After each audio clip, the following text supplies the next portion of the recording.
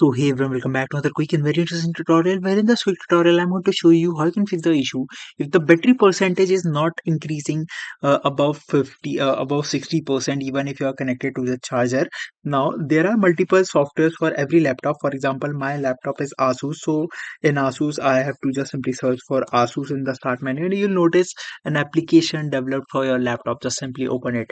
If in case Dell, just simply type Dell and open it, or HP or any laptop that you have. Now go to the device settings in that particular application and you'll notice the battery health charging option that is set to maximum lifespan mode. That means the charging will go up to 60% only and then it will stop charging, so that it can your laptop can retain maximum amount of battery cycles from your battery.